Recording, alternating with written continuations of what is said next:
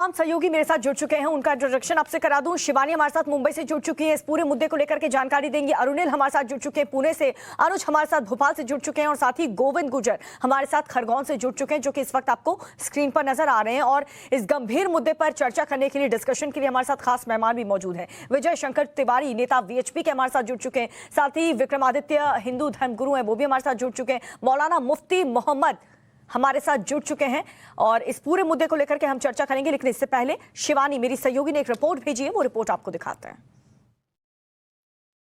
गुड़ी पड़वा के त्यौहार पर लाउडस्पीकर की कंट्रोवर्सी जहां उत्पन्न हुई, वहीं आज हनुमान जयंती के दिन ये एक अलग रंगत पर पहुंच चुकी है। फिलहाल मैं उस मंदिर के बाहर मौजूद हूं जहां पर महाराष्ट्र नवनिर्माण सेना, मनसे के कार्यकर्ता और नेता जो हैं आज हनुमान आरती गाने वाले हैं। जिस तरह से आप देख सकते हैं, कतारों में भक्तजनों की यहाँ पर भीड़ लगी हुई है, जो हनुमान लला के दर्शन को यहाँ पहुंचे हैं। लगातार पूजा और मंत्रोच्चारण यहाँ पर शुरू है। इसी बीच में महानवनिर्माण सेना के कुछ लोग जो है वो यहीं पर आकर जो है हनुमान लला के दर्शन करेंगे और आरती जो है वो गाने वाले हैं। आपको बता दें कि पीएफआई की तरफ से भी एक चेतावनी आई है कि अगर छेड़ोगे तो छोड़ेंगे नहीं। अगर हनुमान चालीसा के नाम पर, स्पीकर्स पर, अजान के नाम पर हाथ लगाया गया तो इसका जो भुगतान है लोगों को करना होगा। वहीं दूसरी तरफ आपको बता दें कि राज ठाकरे आज पुणे में ही लोगों को संबोधित करेंगे। हनुमान आरती वहां पर भी उसका वो गायन करने वाले हैं, जहां पर लाउडस्पीकर अजान को लेकर शुरू हुई थी कंट्रोवर्सी, आज वो हनुमान चालीसा, हनुमान जयंती तक पहुंची है। हालांकि देखना ये होगा कि लाउडस्पीकर की कंट्रोवर्सी जो कि सिर्फ और सिर्फ अजान और फिर मंदिरों में स्पीकर लगाने को थी, अब वो चेतावनी में कैसे तब्दील हो रही है। क्योंकि सीधे सीधे आज सुबह ही मनसे ने भी संजय राउत के घर के बाहर पोस्टर्स लगाए, जिसमें उन्होंने कहा कि अगर इन स्पीकर्स को नहीं हटाया गया तो मनसे अपने स्टाइल में इन स्पीकर्स को बंद कराएगी। देखना ये होगा कि जहां मनसे एक तरफ स्पीकर्स को लेकर विद्रोह कर रही है, वहीं पीएफआई भी जब अब सामने आ चुकी है चेतावनी भरे शब्दों के साथ मैदान में, तो आखिर इस लाउडस्पीकर की कंट्रोवर्सी पर कब पूर्ण विराम लगता है। कैमरा पर्सन संजय रंजित के साथ शिवानी मिश्रा, टाइम्स ऑफ भारत के लिए, मुंबई से। तो मेरी सहयोगी शिवानी की रिपोर्ट आपने देखी और शिवानी खुद भी हमारे साथ जुड़ चुकी हैं। अरुणिल भी हमारे साथ पुणे से जुड़े हुए हैं। अरुणिल का मैं रुख करना चाहूंगी। अरुणिल, फिलहाल क्या तैयारी वहां पर देखने को मिल रही है? आज राज ठाकरे को वहां पर पहुंचना है उस मंदिर में। अभी हम रिपोर्ट कर रहे हैं, ये मारुति मंदिर है जो कि पुणे में है। करीब 6 बजे राज ठाकरे यहाँ पे आने की संभावना है। पूरी एक बिल्डअप होते हुए यहाँ पे दिख रहा है। अभी यहाँ पे पूजा चल रही है, लेडीज भी यहाँ पे आ गई है। हम अभी बात करेंगे अजय शिंदे से, जो कि ऑर्गेनाइजर है मेन इवेंट, ये इवेंट के। यहाँ पे महाआरती राज ठाकरे करने वाले हैं। अजय शिंदे जी, पहली बात तो ये बताया कि पीएफआई ने कल एक थ्रेटन किया है राज ठाकरे और एमएनएस को, ये बोलते हुए कि अगर मस्जिदों पे जो लाउड स्पीकर लगे उस पर हाथ लगाया तो सबसे पहले हम खड़े रहेंगे, अगर हमें छेड़ेंगे तो हम छोड़ेंगे नहीं। इसको कैसे देखती है एमएनएस? अगर कोई धमकी देता है तो उसका रिप्लाई भी करारा मिलेगा। अगर वो रास्ते पे उतरेंगे तो हम भी रास्ते पे उतरेंगे। अगर किसी को ऐसा लगता है कि हम ऐसा कहेंगे, हम कहने वाले नहीं, हम करने वाले हैं। जिसको उतरना है रास्ते पे उतरे। हम क्या करते हैं ये पूरी दुनिया देखेगी। फिर राज ठाकरे ने मई 3 तक एक अल्टीमेटम दिया है, बोला है कि मई 3 तक ये सब मस्जिदों पे जो लाउड स्पीकर्स लगे हैं उसको निकाल देना चाहिए। क्लियरली एक प्रेशर भी माउंट होता हुआ दिखाई दे रहा है महाविकास आघाड़ी गवर्नमेंट पे, बट महाविकास आघाड़ी ने राज ठाकरे का अपोज किया है। इस बात को तुम क्या देखते हो? और मई 3 तक अगर लाउड स्पीकर नहीं हटाए गए तो क्या रुख एमएनएस और राज ठाकरे अपनाने वाले, क्या पार्टी मीटिंग्स में डिसाइड हुआ? ये महाविकास आघाड़ी नहीं है, ये मुल्ला अली और अब्बास की सरकार है। मैं वापस कहता हूँ, ये मुल्ला अली और अब्बास की सरकार है। तो वो ठीक तरह से काम नहीं करती, इसके लिए तो अल्टीमेटम देना पड़ा। अगर 3 तारीख तक मस्जिदों के ऊपर से भोंगे नहीं उतारे तो हम तो रास्ते में उतरने वाले हैं।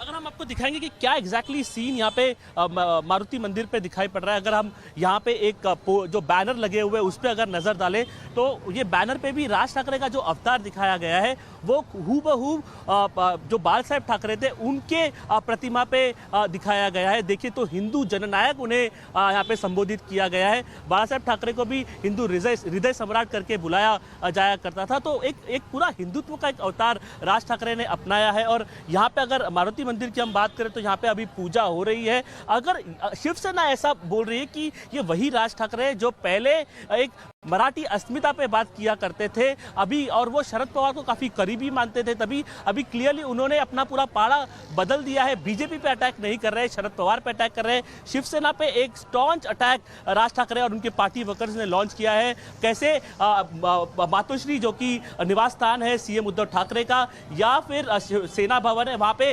पोस्टरबाजी ठीक है अरुणिल, मैं रुक करूंगी आपका। और इस वक्त हमारे साथ खास मेहमान भी जुड़ चुके हैं, उनका मैं रुक करना चाहूंगी। विजय शंकर जी, विजय शंकर तिवारी नेता हैं वीएचपी के, हमारे साथ जुड़ चुके हैं। बहुत स्वागत है आपका टाइम्स नाउ भारत पर। विक्रमादित्य हिंदू धर्मगुरु हैं, वो भी हमारे साथ जुड़ चुके हैं, आपका भी बहुत स्वागत है। और साथ ही मौलाना मुफ्ती मोहम्मद नदीमुद्दीन इस्लामिक स्कॉलर हैं, वो भी हमारे साथ जुड़ चुके हैं, आपका भी बहुत स्वागत है। सबसे पहले नदीमुद्दीन जी, मैं आप ही का रुख करना चाहूंगी। पीएफआई ने ये जो धमकी दी है बीच सड़क पर खड़े होकर के भरी सभा में कि छेड़ेंगे तो छोड़ेंगे नहीं, आप इसका समर्थन करते हैं या विरोध करते हैं? देखिए, उन्होंने जो धमकी दिया है उस पर कार्रवाई हो चुकी है, पुलिस ने कार्रवाई कर दिया। कोई भी धमकी का समर्थन नहीं करता है, मगर राज ठाकरे भी जो धमकी देते हैं और देते चले आए हैं, उन पर क्या कार्रवाई हुई? यूपी और बिहार वालों के बारे में उन्होंने क्या क्या कहा, ये तो दुनिया को मालूम। मेरे कहने का मतलब ये है कि लाउड स्पीकर से अजान अभी से नहीं, मुद्दतों से लोग देते आए हैं और अजान होते रही है। सुप्रीम कोर्ट का जो फैसला है, मुझे लगता है कि सबको पालन करना चाहिए। ध्वनि कंट्रोल पर क्या पॉलिसी सरकार बनाएगी, वो पॉलिसी पर अमल करने की जरूरत है। मगर एक्शन और रिएक्शन, मैं कहता हूं कि सिर्फ अजान ही है क्या, 4-4 घंटा 10-10 घंटा पॉलिटिकल लीडर भाषण दे करके प्रदूषण फैलाते हैं, उन पर क्या कार्रवाई होती है? रथ जगह में रात भर लाउड स्पीकर बजता है, गणेश फेस्टिवल में बजता है, भजन कीर्तन में बजता है।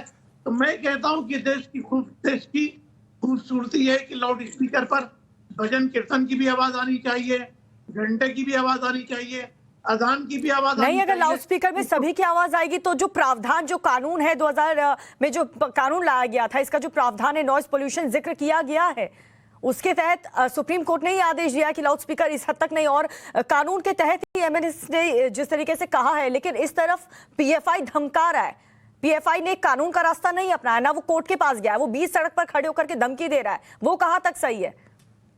विक्रमादित्य जी भी हमारे साथ जुड़ चुके हैं, आप कुछ कह रहे थे, आपकी ऑडियो नहीं आ रही थी। जी, मेरा एक सवाल है कि बताइए कि इस्लाम के अंदर क्या माइक से, लाउड स्पीकर से ना जो भी अजान करते हैं आप, क्या वो जायज है? इस्लाम में इजाजत है इस बात की? आप तो हर चीज पे फतवा दे देते हैं कि लिपस्टिक क्यों लगा ली, नाखून पे मेहंदी क्यों लगा ली, ये भी नाजायज है। और तो और बहुत सारी चीजों पे आप तो कपड़ों पे भी दे देते हैं। क्या ये जायज है लाउड स्पीकर पे चलाना? लाउड स्पीकर पे आप चारों वक्त दूसरे धर्म वाले लोगों को इस प्रकार से प्रोवोक करते हैं कि अल्लाह से बड़ा कोई और नहीं है, क्या ये जायज है? दूसरों पर एक तरह से आप प्रेशर डाल रहे हैं कि अल्लाह के अलावा किसी की उपासना नहीं करनी चाहिए। अरे आप करिए, आप बताइए जायज है कि नाजायज है?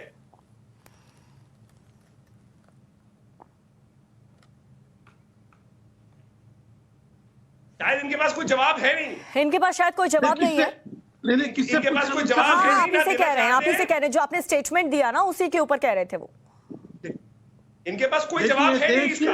इस देश के अंदर आज जितनी यात्राएं निकलती हैं, मुझे बताइए इलाका क्या होता है कि ये बात कही जाती है कि हमारे इलाके से निकालोगे तो आपको इजाजत नहीं है, आप हमारी मस्जिद के आगे से निकालेंगे तो आवाज बंद करके निकलिए।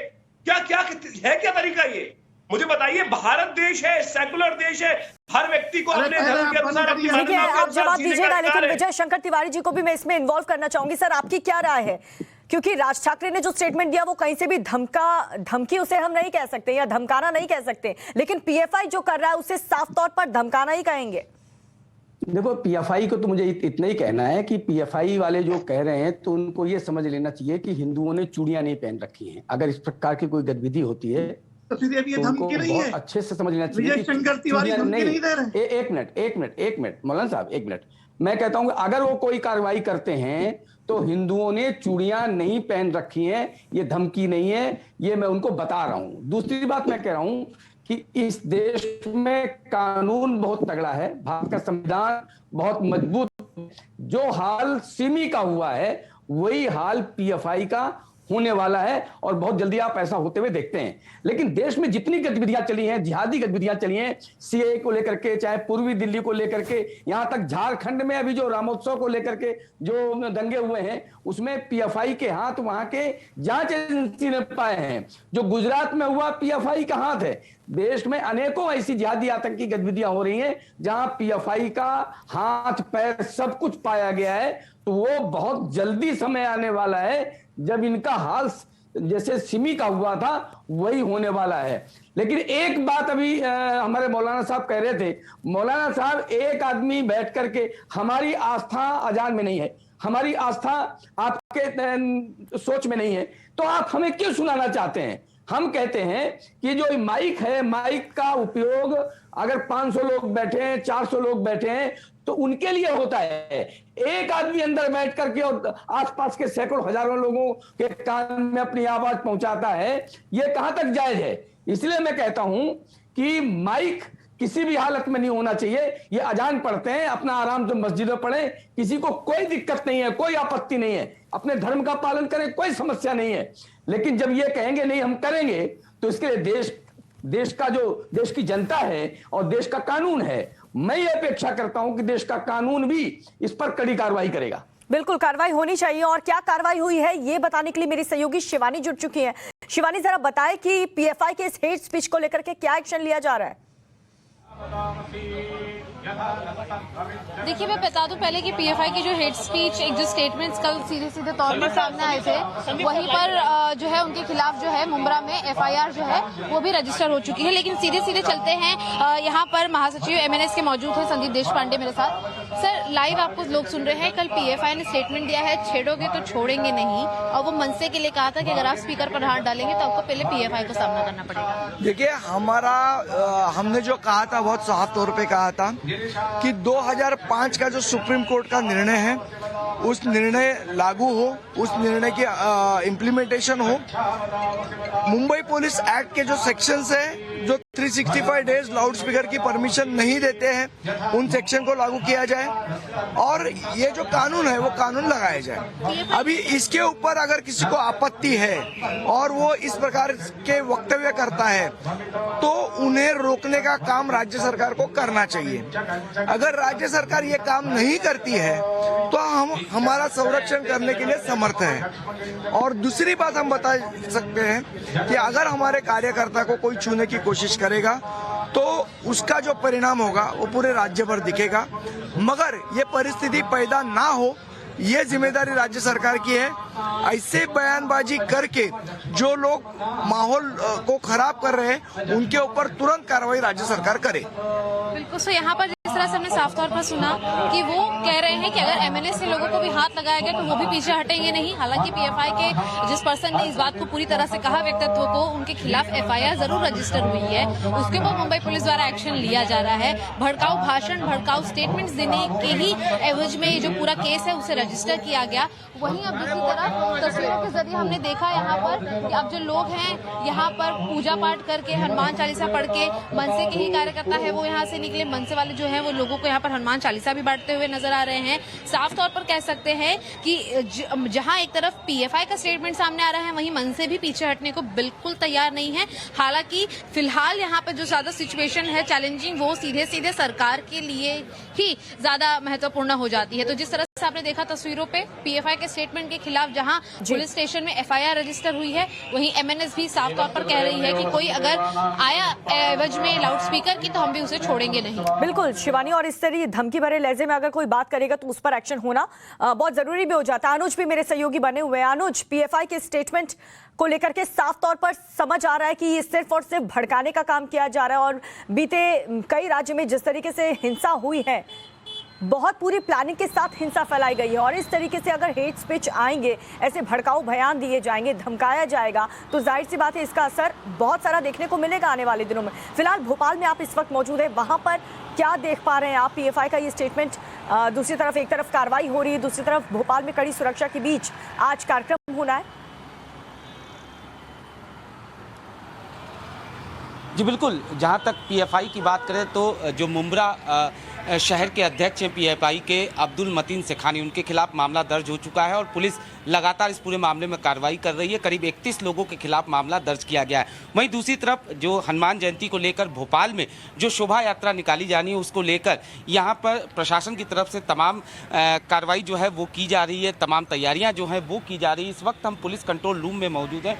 यहाँ की तस्वीरें हम आपको दिखाना चाहेंगे कि किस तरीके से तमाम पुलिसकर्मी जो हैं वो यहाँ से अब निकलेंगे। उन तमाम जगहों पे जो रूट है 3 किलोमीटर का रूट, उन तमाम जगहों पे इन पुलिसकर्मियों की तैनाती की जाएगी। थोड़ी देर में इनकी ब्रीफिंग की जाएगी। उसके बाद ये तमाम पुलिसकर्मी जो हैं वो चप्पे चप्पे पे मौजूद रहेंगे। वहीं अंदर पुलिस कंट्रोल रूम के अंदर जो है वो बाकायदा मॉनिटरिंग की जाएगी, क्योंकि जो सीसीटीवी कैमरे थे जो खराब हो चुके थे उन्हें दुरुस्त किया गया है। उन सीसीटीवी कैमरों के जरिए चप्पे चप्पे पे नज़र रखी जाएगी। इतना ही नहीं, ड्रोन के जरिए भी नज़र जो है वो रखी जाएगी, ताकि रामनवमी में जो हिंसा हुई थी उस तरीके की कोई चीज़ें न हो सके। यानी साफ तौर पर प्रशासन की तरफ से तमाम तैयारियां की जा रही हैं।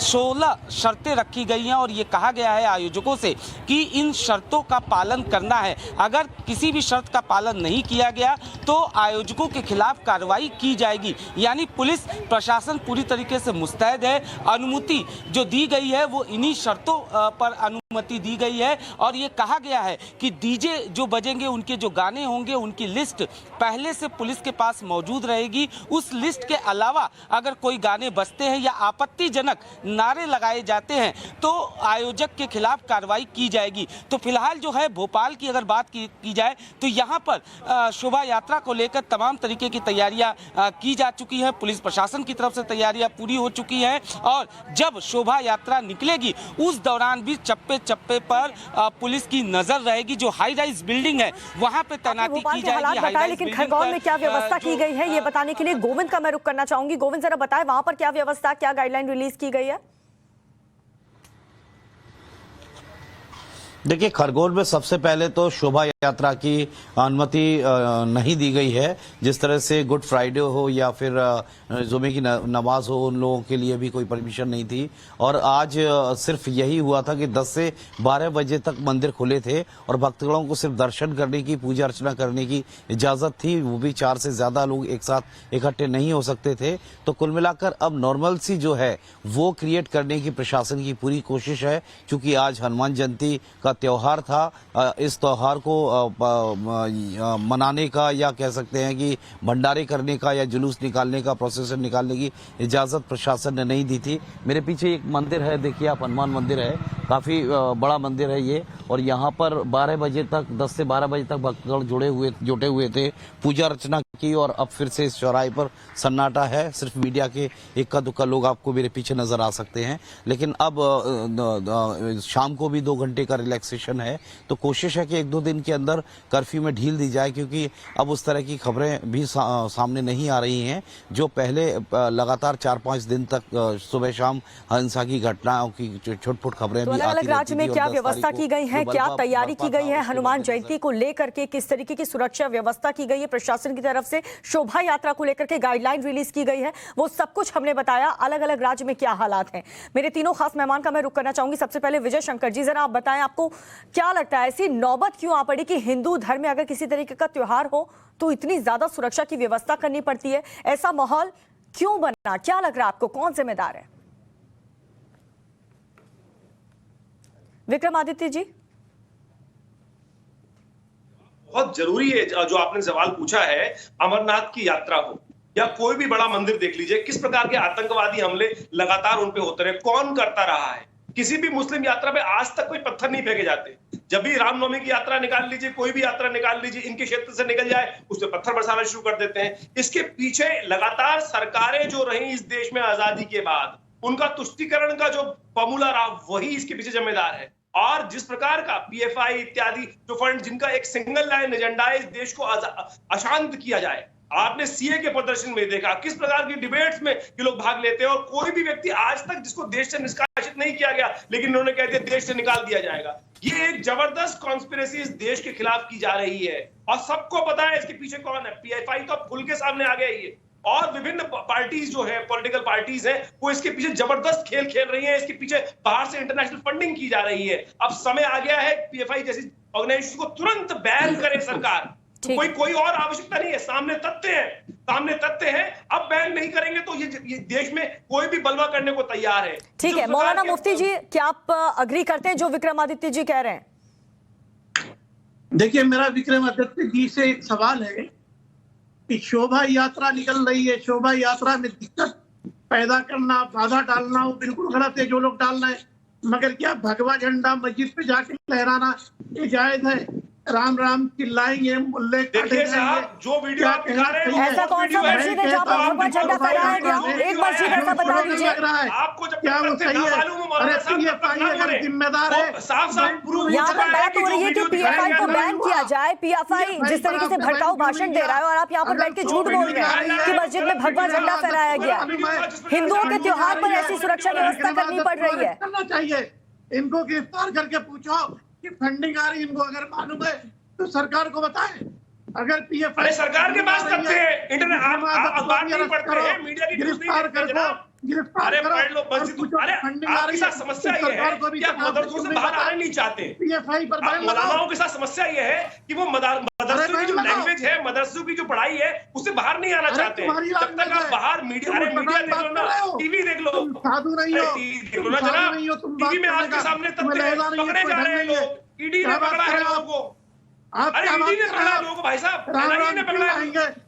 अरे महाराज, ईडी ने लोगों को पकड़ा है, किसी हिंदू ऑर्गेनाइजेशन ने नहीं पकड़ा, इस देश की संस्था ने पकड़ा है। मौलाना साहब, इस देश की संस्था ने पकड़ा है। आप लोग जो अपना जो नजर बट्टू बांध रखे ना आंखों पे, जो आपको आपके मदरसों में जो पढ़ाया जाता है, आपके मौलवी जो पढ़ाते हैं, आप जो पढ़ते हैं, वही उसका ही प्रभाव है। अरे मदरसों में जो पढ़ा रहे हैं वो वही समस्या है ना कि आप देखना नहीं चाहते कि देश के अंदर क्या व्यवस्था हो रही है। आप लोग बच्चों को जबरदस्ती ऐसा, आप ह्यूमन बॉम्ब बना रहे हैं, ह्यूमन बॉम्ब बना रहे हैं। अरे ह्यूमन बॉम्ब बना रहे हैं मौलाना साहब, आप लोग आप ब्रेन वॉश करके ह्यूमन बॉम्ब बना रहे हैं। एक छोटे से बच्चे को, 5 साल के बच्चे को AK-47 पकड़ा दी जाती है, उसका तो आप विरोध नहीं करते हैं। आपने विरोध नहीं किया उसका। अफगानिस्तान में देखो क्या हाल कर दिया, सीरिया में क्या हाल कर दिया। आप जैसे कठमुल्लाओं ने, उनको दिखाई नहीं देता है कुछ। पूरे के पूरे तालिबान ने अफगानिस्तान में कब्जा कर लिया, लेकिन आप कह रहे हैं कि भारत में ये जो विक्टिम कार्ड है ना मौलाना मुफ्ती जी, ये मत खेलिए। सड़क पर खड़े होकर के, हिंदुस्तान की सड़क पर खड़े होकर के पीएफआई धमकी दे रहा है, उसे बैन करने के लिए आपको कहना चाहिए कि हाँ बैन कर देना चाहिए। इस तरीके से जहर कोई नहीं बोल सकता। नहीं बोल रहे हैं। एक मुनि ने मुस्लिम महिलाओं को रेप करने की बात जेल में है, आप नहीं जेल में कार्रवाई हुई तुरंत ऑन द स्पॉट, 24 घंटे के अंदर उस बयान के लिए कार्रवाई हुई है। क्या कार्रवाई हुई? जेल में कर दी, और क्या करें? गोली मार दे, अरे गोली मार दे, जेल में कर तो दिया। नरसिंहानंद बाहर आ गया, कौन सी कार्रवाई की कि बाहर आ गया हो? तालिबान का चल रहा है क्या? खुले चौराहे पे लाके पत्थर मार दो। मैं कह रहा हूँ जितने मौलाना लोग हलाला कर रहे हैं, उनके साथ क्या होना चाहिए? कोई पत्थर नहीं मार रहा, कहीं मस्जिद में भगवा झंडा नहीं फैलाया जा रहा। आप यहाँ बैठकर झूठ मत बोलिए। पीएफआई ने जो जहर उगलाया, जो धमकी दी है, उस पर बोलिए। जिसने मस्जिद पर भगवा झंडा लगाया, कहाँ लगाया है? कौन से मस्जिद पर भगवा झंडा फहराया? गलत बयानी कर रहे हैं, कोई तथ्य नहीं है इसमें। ठीक है, हाँ दिखाइए। पकड़ा जा चुका है कि किन लोगों ने किया, और वो आप ही के लोग थे। आप लोगों ने फ्रेम बनाया, आप लोगों ने यहाँ आज हिंदुओं के त्योहार पर इस तरीके से गाइडलाइन रिलीज करनी पड़ रही है। अभी तक ऐसा माहौल था नहीं यहाँ पर। पीएफआई धमकी दे रहा है सरेआम, आप कह रहे हैं मुस्लिम डरे हुए। आप लोग कर रहे हैं, देश का माहौल खराब कर रहे हैं आप। अरे देश का माहौल हम खराब कर रहे हैं। नमाज आप दे रहे हैं, नमाज पे आप बोलते हैं कि अल्लाह के अलावा किसी की पूजा मत करो। आपका फोन हटा दीजिए, आपका चेहरा छुप रहा है, चेहरा बाद में छुपाइएगा। अरे आप चेहरा छुपाइए, आप चेहरा छुपा रहे हैं, आपका फोन से आपका चेहरा छुप रहा है, आप दिल पे मत लीजिए। महिलाओं की बलात्कार की बात करने वाले, हाँ तो जिसने ये स्टेटमेंट दिया उस पर कार्रवाई हुई है, एक्शन लिया गया है। मैं निंदा करता हूँ, बेफिजूल मत आप रोना रोइए यहाँ पर। करता हूँ आप बीजेपी के एजेंट हैं, आप RSS की एजेंट हैं, आप ठीक है, आप आगे लगा रही है देश में, आप जहर उगल रहे हैं यहाँ पर बैठ करके।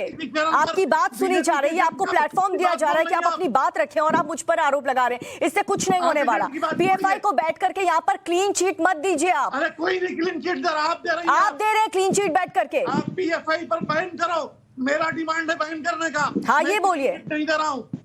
आपकी हिम्मत है तो राज ठाकरे गिरफ्तार करने की बात करिए, जो यूपी और बिहार वालों के लिए क्या क्या बोला। हिम्मत। अच्छा मौलाना साहब एक प्रश्न है मेरा आपसे, मौलाना साहब एक प्रश्न है, मौलाना साहब एक जवाब देंगे, बड़ा शांति से जवाब दीजिएगा।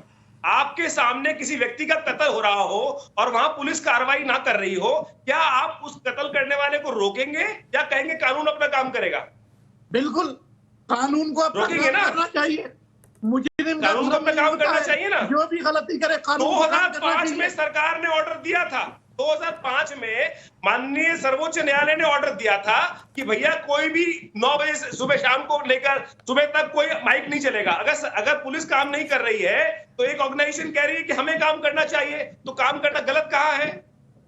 बिल्कुल गलत कहा है, पुलिस को काम करना चाहिए। भाई साहब कानून को काम अभी आप करना कह रहे हैं कि तो अगर पुलिस वाला रोकेगा नहीं तो अगर संस्था काम करेगी तो क्या दिक्कत? आवाज उठा रही है ना संस्था, आवाज उठा रही है, कानून है, कानून का पालन करने की बात कर रही है, तो गलत कहाँ कर रही है? हाँ, तो कानून का पालन कानून को सिस्टम काम से ही करना देश चलेगा, चाहिए, संविधान से ही चलेगा। बने रहिए दोनों हमारे साथ। लेकिन अनुज, मेरी सहयोगी का रुख करना चाहूंगी। दूसरी तरफ हम नागपुर की तस्वीर भी दिखा रहे हैं जहां पर हनुमान जयंती के मौके पर हनुमान चालीसा का पाठ किया जा रहा है। अनुज, ओवर टू यू।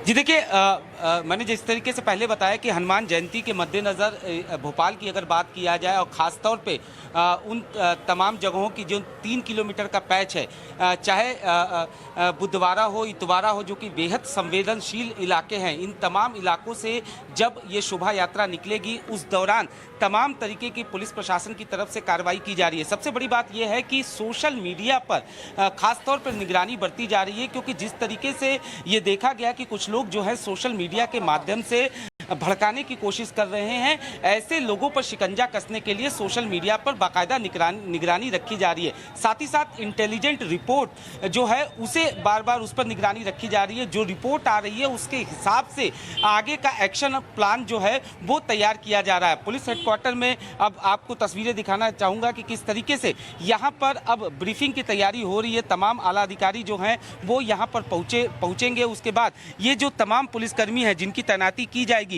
उस रूट पर उनको बाकायदा ब्रीफ किया जाएगा कि किस तरीके से उन्हें तैनात रहना है, किस तरीके से जब शोभा यात्रा निकलेगी उस दौरान उनकी मुस्तैदी रहेगी। तो ऐसे में जाहिर तौर पर यहाँ की अगर बात करें तो प्रशासन ने अनुमति जो दी उसके बाद उन्होंने जो 16 शर्तें रखी हैं उसके मद्देनज़र ये शोभा यात्रा निकलेगी और तमाम तरीके की प्रशासन की तरफ से तैयारियां की गई हैं।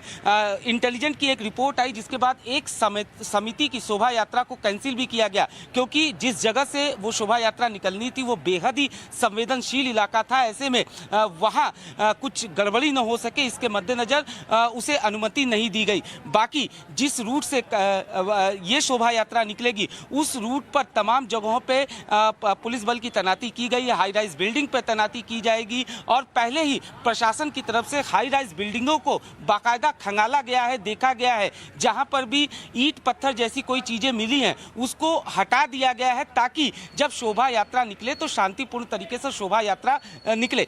जाहिर तौर पर अमरावती के घर से बाहर नहीं निकले, मुंबई कहाँ आएंगे आंदोलन के लिए? मतलब कहाँ आंदोलन किया जा रहा है? जैसे नहीं, उनकी इतनी औकात नहीं कि आंदोलन इतना करना पाए। ये हमारा मंदिर है, हम भक्त है, हम मंदिर के बाहर आके खड़े हैं।